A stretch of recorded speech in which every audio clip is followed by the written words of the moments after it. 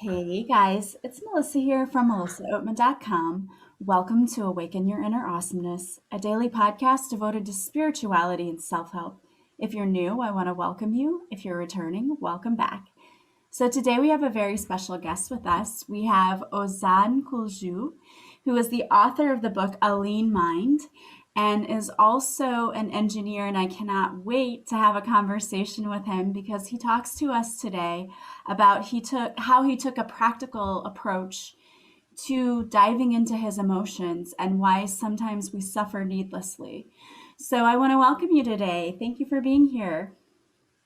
Thank you very much for having me. Huge fan. I so appreciate you being here. He is actually right now in Hungary, and so there's a huge time difference. So I'm sure he's very, very sleepy right now because he's already had a full day. So I really appreciate you being here with us today. I got my coffee, so all good.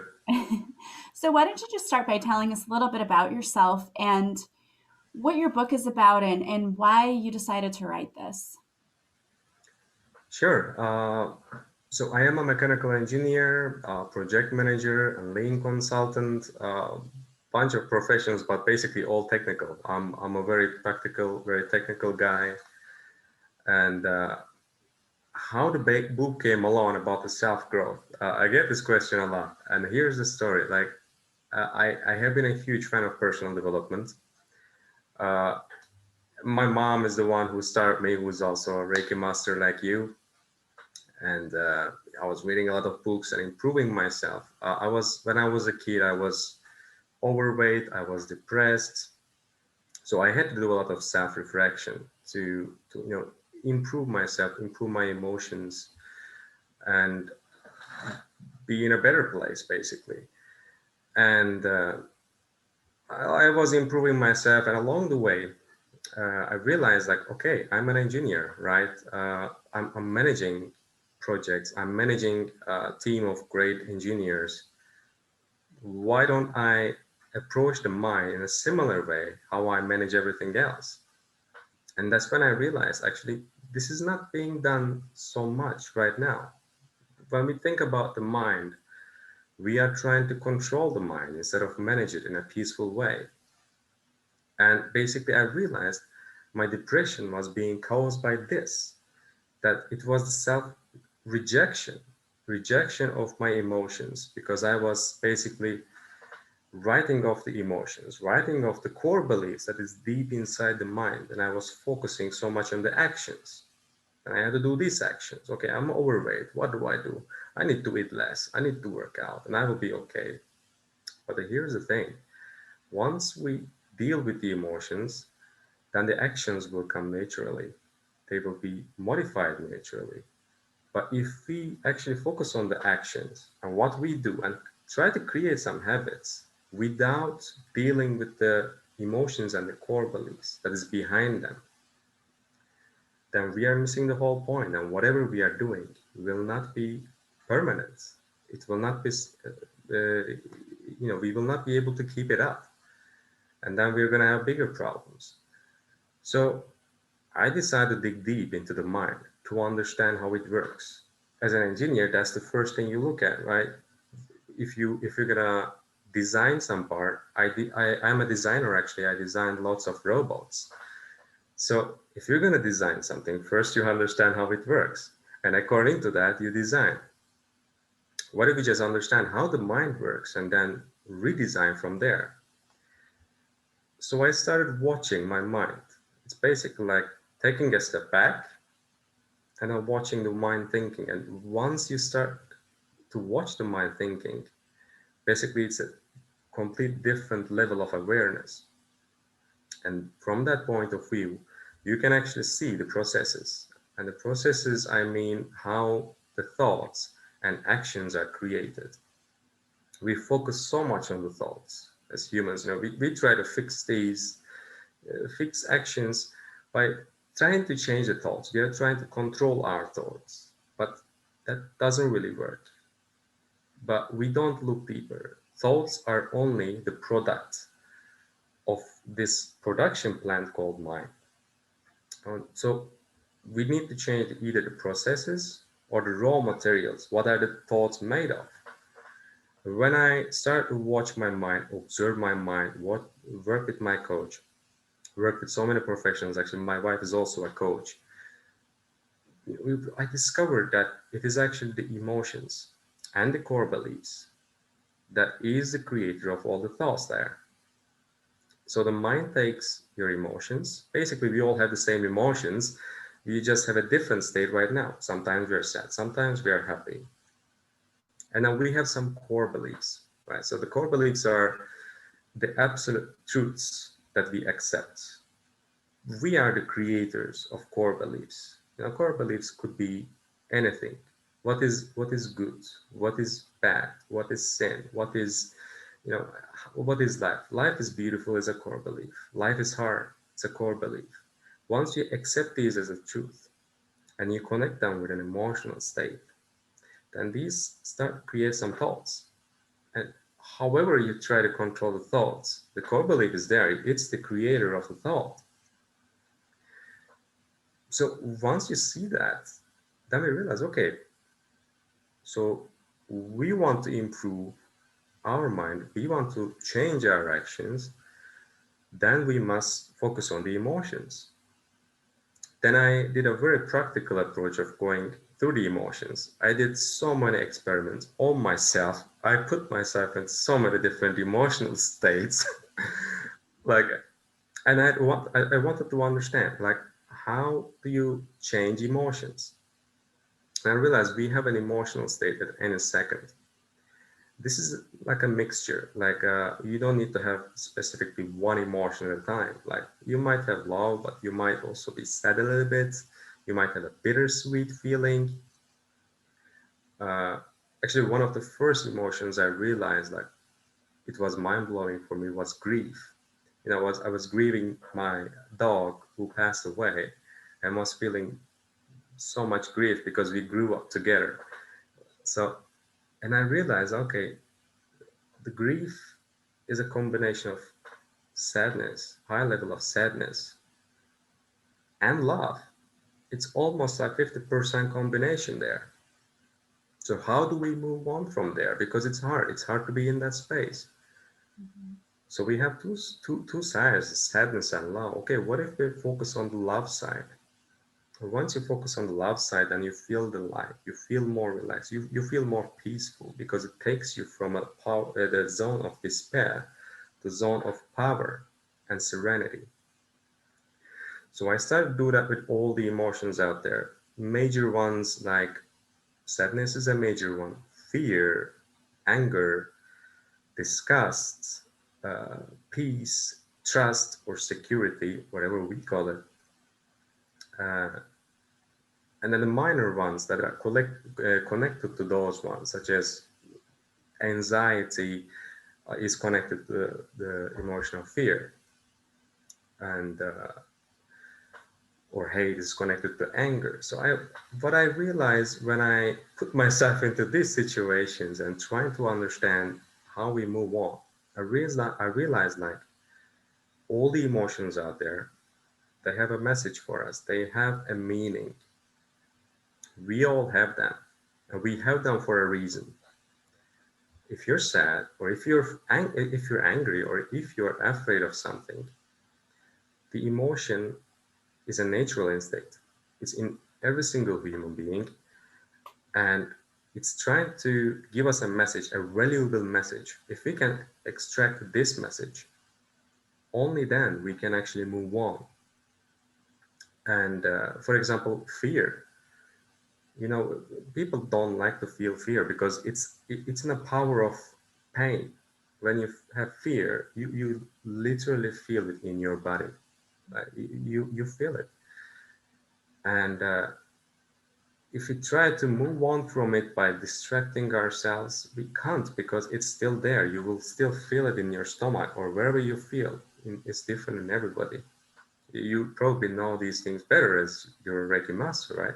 Yeah, yeah, exactly. Like you can see it as blockages. It's basically undealt emotions and core beliefs there. Mhm. And but what if we listen to the emotion and dig deep into why we have those? I think that this is the area that we skip the most. Like we don't look into it. It's trying to fear is trying to tell you something that might hurt you, that might not be good for you. And if we acknowledge this fact and deal with this, and then after that only we can actually move on from it. Or also sadness. Also discuss, all of them have one very important point, what they're trying to tell us, teach us. And once we deal with those, and then we can move on. And what do I mean with move on? Is basically moving us to a different state of emotion.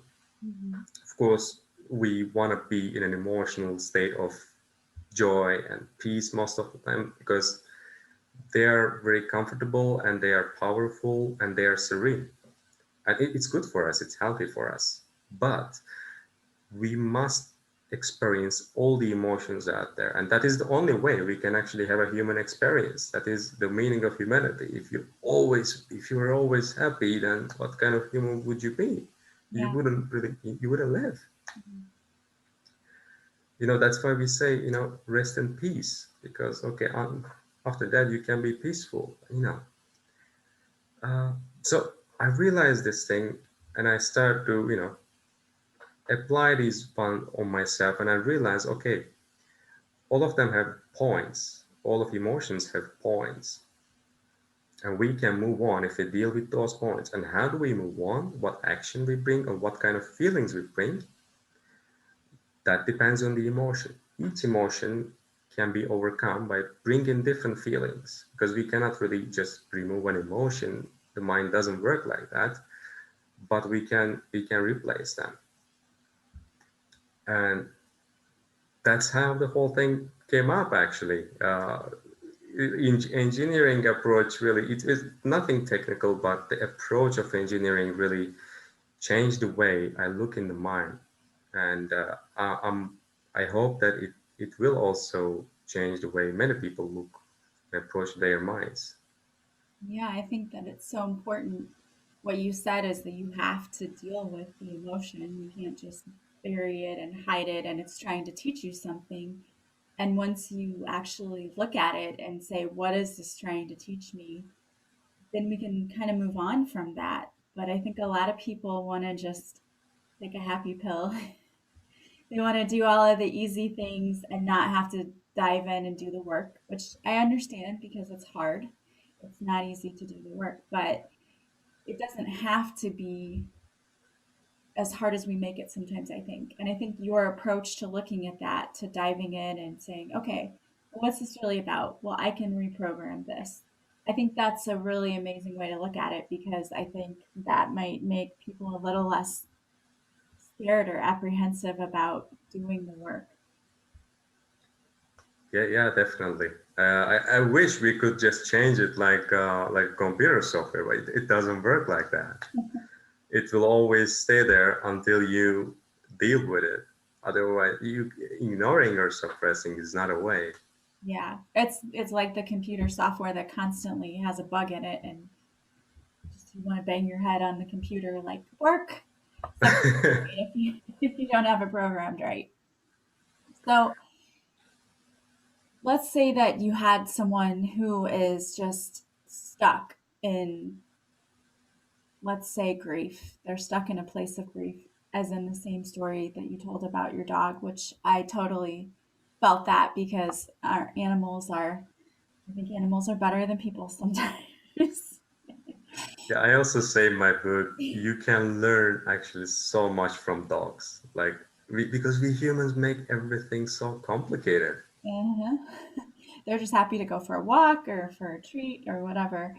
But They're present so much. yeah, they really are. So, how would you tell someone who's stuck in that grief process?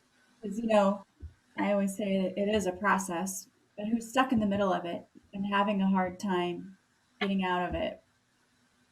What advice would you give somebody, or how can they start to try to move past that?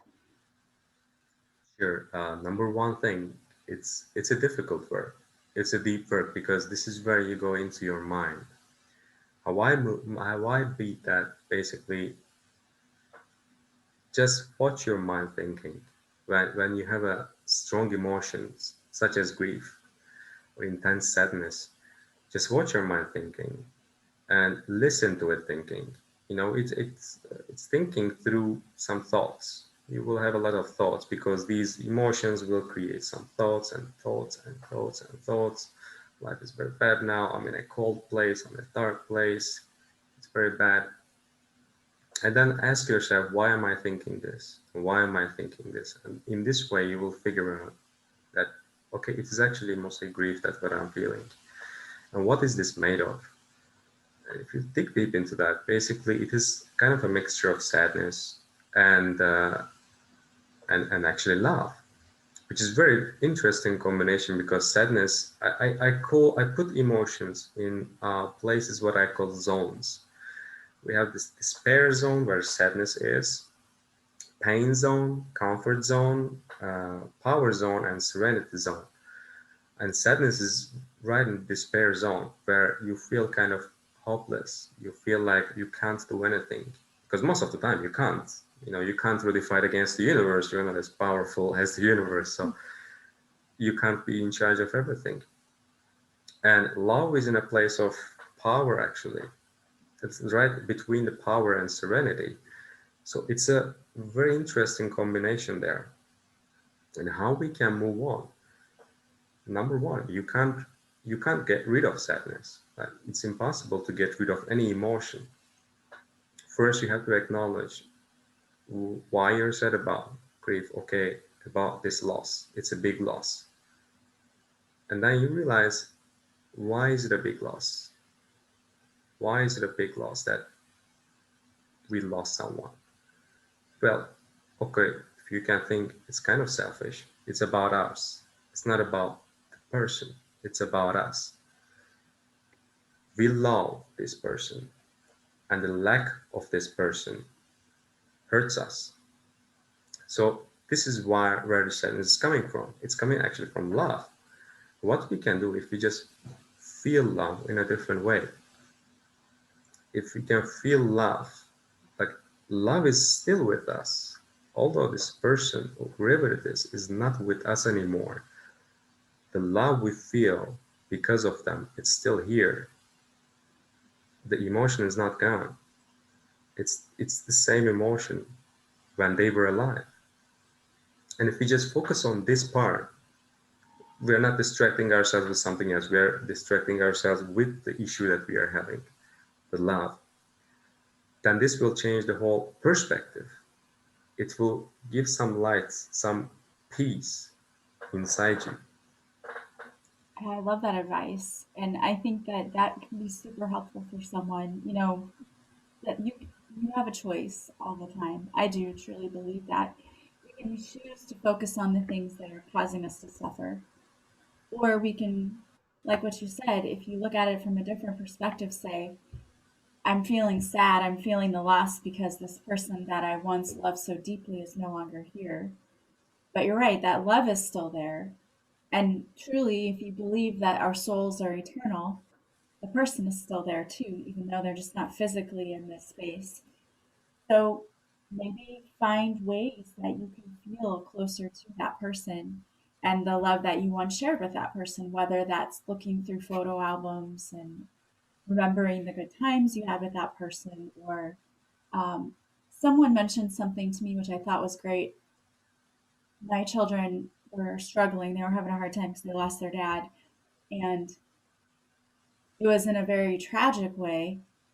And they said, instead of focusing on the tragedy of how he died, why not take his memory and instead do something good with it and maybe donate to a charity or whatever in his name? And so, in that way, you're turning something that was maybe not a great thing into something that is a good thing. And so you're kind of shifting the feelings you have about the loss. I mean, I know it doesn't solve all the problems right away, but it does sort of shift your perspective a little bit. Like, how can we take this horrible thing that's happened and instead make something good out of it so that we can have good feelings about it instead of always being like, oh, this is a terrible thing. And I think your point about that is really spot on. I think that's an amazing piece of advice for anybody who's going through grief. Yeah, I love that story, and it's so true. And it's all about your emotions anyway, because whatever is happening around you or in the universe, you can't be always in charge. Sometimes you manipulate things, but most of the time, the universe is in charge, right? You are just fish in a sea or ocean, whatever it is. Yeah.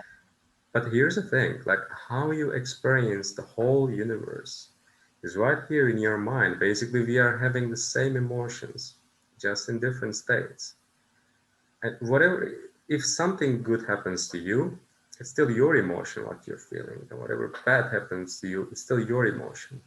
It's your perception. You are getting signals into your eye, into your ear, and you make up the meaning. You make up the image and sound inside your mind. And according to that, you create some emotional state. The first thing we realize, like, whatever happens in a life, whatever happens to you still have the same emotions, and you are actually in charge of your emotions because your mind is creating them. And honestly, in this whole universe, your mind is the only thing you can actually manage, Hmm. right? Very true. Yeah, I really like what you're saying because I find that what people tend to do is something will happen to them. Like, let's say that they don't get invited somewhere. And so they feel hurt or slighted by not getting invited. And what I find is that then they tend to focus on that hurt feeling and so then they make it into something that's 10 times worse than it really even is. And we all understand getting your feelings hurt or whatever, but a lot of what we assign emotions to come from the conditions I think that have been placed on us growing up or from society, like watching TV shows where they say, well, you should be totally hurt and offended at your friend for not including you. So we make things a lot worse than they are in our own minds. And then when you go back and you take the emotion part out of it and you just look at it, like if you were deconstructing a robot and going, okay, how does this work? How does that work? If you do the same thing with the emotion, like, okay, what actually happened? Well, why did I feel this way? What's happening with that?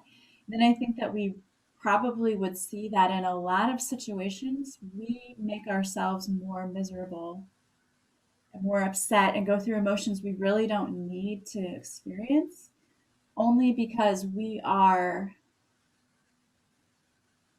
trying to control the situation instead of trying to control our thoughts and our emotions that go along with it, in my opinion. We always say rejection because the situation most of the time doesn't go our way, because we can't control others. That's simple as that, and we can't manage others. You can only do it for yourself. And as you said, very good example. Like you get pissed or disappointed with someone, Yeah. and then you're focusing on, okay, it didn't call me. Why it didn't call me? And then you start to think, the mind is angry, and you didn't deal with the main thing. Why you are angry? You might be angry because like you're hurt. It's your friend, and in your core belief says friends call each other. You didn't deal with those, but then you're angry. And funny thing that happens is like your body actually goes ahead and amplifies these emotions that you have. Like let's say you got angry at something, even a very simple thing, and then your mind is angry. Now you're thinking angry thoughts. You don't deal with the why you were feeling that, but you're just okay. You give in. It shouldn't happen. This shouldn't happen. And then your body somehow understands it's a feedback mechanism. Hmm. And unfortunately for us, it's a positive feedback mechanism. When your mind is angry, your body, it's a natural mechanism that thinks that if you're angry, you should be ready for a fight, right? If you're angry, then you have a reason to fight. And then body starts, pump up about adrenaline and lots of cortisol. You feel under stress. and now your muscles are tense, your blood flow is fast, and then the mind, again, positive feedback system. The body reminds the mind that it's still angry, and the mind becomes even more angry. And at this point, we even forgot what happened, but we don't care because, okay, we give into anger. And unfortunately, some people just live their lives like this one. And maybe we all do. We have one still one. Yeah, it's really hard on the body too. When you think about all of the physical reactions that are happening in your body when you get angry and you get upset, it's not healthy for the heart and for all of those different areas of your body either. And I think the biggest problem is you react that way and you get upset, then you have another person involved. So what do? You go to that person and you say something in an angry way. That person gets defensive, and then it starts a chain of miscommunication because they didn't even know really what you were mad about, or you didn't express it the right way. And so that's a big problem too, is when you deal with emotions, there's so much room for miscommunication. Unfortunately, that's it. But the good news for us, we can actually go ahead and understand why we are feeling the way we do, why we are feeling angry. And if we understand that, okay, I'm disappointed because my core belief says good friend calls, right? So if we deal with that, then we can come up with a logical explanation. And then we can actually communicate it in a completely different way because now instead of acting out of anger, we are just acting out of reason. It's a feeling to replace anger with. Okay, reason. What do we do in this situation? Why would it happen? Trying to understand. Yeah, And that's one example. yeah, absolutely. You cannot reason if you are overly emotional. And, when we get in that state, which we do often, I think it's like what you said earlier, minding your mind, watching your thoughts and paying attention to them all the time is so super important because it's easy. Like at the snap of a finger, your thoughts can go to that dark, dark place. Yeah, definitely. Self-awareness is definitely the first step towards understanding your mind. And self-awareness, I mean, all the time. And actually, when you are also self-aware, in most of the times, you realize like to similar situations, you start to have similar triggers, similar patterns. Like very often you might have anger. Very often you might get scared out of nowhere that there's no reason, but you just do. But if you're self-aware enough, actually, instead of giving into the feeling and okay, acting nervous, you realize, oh, I'm getting nervous now. Okay, that triggered me. And once you do that, basically, you are not controlled by the emotion anymore. Hmm. You manage your mind very peacefully, even when you're feeling difficult emotions, such as fear, basically. Yeah, and it's so important to keep your emotions in check too, because you can be easily manipulated by others if you always allow your emotions to get the best of you. And there are people out there who know that and they take advantage of that. We like to say they push your buttons. I don't know if you have that expression or not. But, if people know what makes you mad and they know how to get you to that point, then you're very easily manipulated by people. Then in this case, you're also controlled Mhm. by this person as well. Basically, a huge manipulation trick. And it happens that very common actually. But what I realized with myself, I was triggered many times by guilt. That was like one of my main ones, and I was just feeling guilty all the time without having a reason. And when I wanted to dig deep into this, okay, why do I feel guilt? I realized like this is actually common not only in me, but many people out there. Or when we think about guilt, what do we think?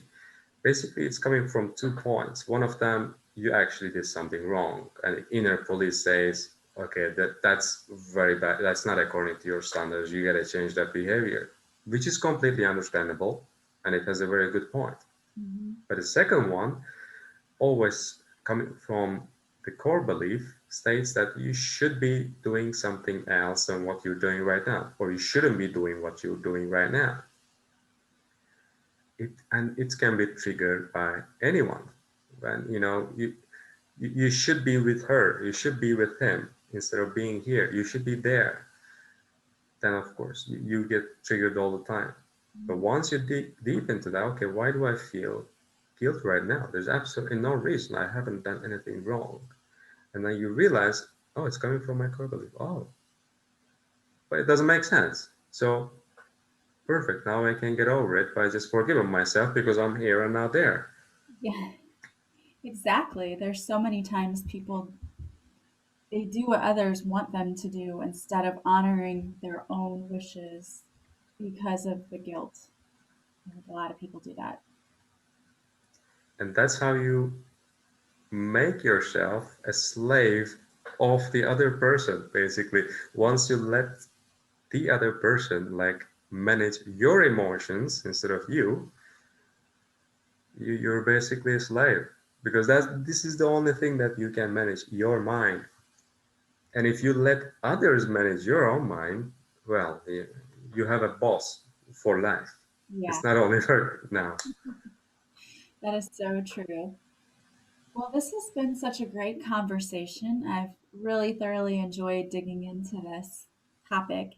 So, if people want to buy your book and so they can dig more into your mind and how your mind works and how you've done this process, how can they buy your book or how can they follow you? Sure. I run a blog on my website, ozankulcu.com, and I'm very active on Instagram, ozan.kulcu. And my book is available on Amazon right now, only Amazon, worldwide, everywhere. So I will be happy if you can read it and also let me know your thoughts. Awesome. And I'll have the links in the show notes so you can go and just click on them if you want to go right to Amazon to purchase his book. Well, I want to thank you for being here. And I always ask my guests before we say goodbye if you have any parting words of wisdom for our listeners, what would that be? One thing that I would really say would be take a step back from your mind and watch it thinking. And after that, you will get all the answers on what to do. Awesome. That is so true. I love that. It's very, very true that you have to kind of take yourself out of the center, the epicenter of your thoughts in order to really understand what's happening. When we get so caught up in our emotions, we really can't think logically or understand what this is all about. Thank you so much for your wisdom, Ozan. I really appreciate you being here with us today. Thank you very much. It was very nice to speak to you. I love the atmosphere you create during your podcast, and I'm so lucky to be a part of it. Thank you, and keep doing what you do. Thank you so much. Come back anytime and talk to us again, maybe for your next book. Hopefully. All right, and I want to thank all of you for being here with us today as well. As always, if you like this podcast, please subscribe. Please leave a positive review from wherever you're listening. You can leave me some stars on iTunes. And the greatest compliment you can pay me is to share my podcast with others. Also, if you want to follow me, I go live on in my new Facebook group. You can find the Facebook group, the link to it in the show notes. There I do a free card reading every Monday at 6:30 Central, and if you show up for the live, I'll pull a card especially for you. Also, you can work with me. I have so many awesome and amazing programs going on right now. For a limited time, my 10-day intensive self-love course is only $20. That's like less than a Starbucks coffee every day. So check that out because the price is going to double. And I just can't wait for everyone to check it out and increase their self love. You're going to love it. Thank you guys so much for being here with me. As always, I am sending you so much love and light. I hope you have a beautiful day from wherever you're listening, and I will talk to you soon. Bye, guys.